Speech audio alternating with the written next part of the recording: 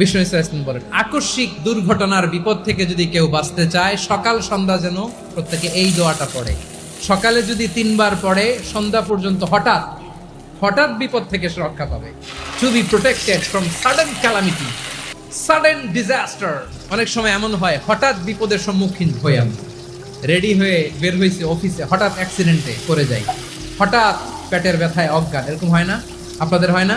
হঠাৎ বিপদ, হঠাৎ ভয়ঙ্কর কোন আকস্মিক বিপদ থেকে আল্লাহ বাঁচায় দিবে। সকালে পড়লে সন্ধ্যা পর্যন্ত প্রোটেক্টেড, সন্ধ্যাবেলায় যদি 3 বার পরে সকাল পর্যন্ত প্রোটেক্টেড। সুবহানাল্লাহ পড়ে।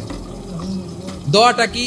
দোয়াটা হচ্ছে বিসমিল্লাহিল্লাযী লা ইয়াদুররু মা'a ইসমিহি শাইউন ফিল আরদি ওয়ালা ফিস সামাই ওয়া হুয়াস সামিউল আলিম। ছোট না? অনেক ছোট, মুখস্থ করবেন।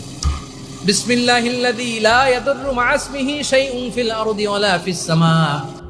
ওই আল্লাহর নাম নিচ্ছি, যে আল্লাহর নামের বরকতে আকাশ জমিনের কোনো কিছু কারো কোনো ক্ষতি সাধন করতে পারে না।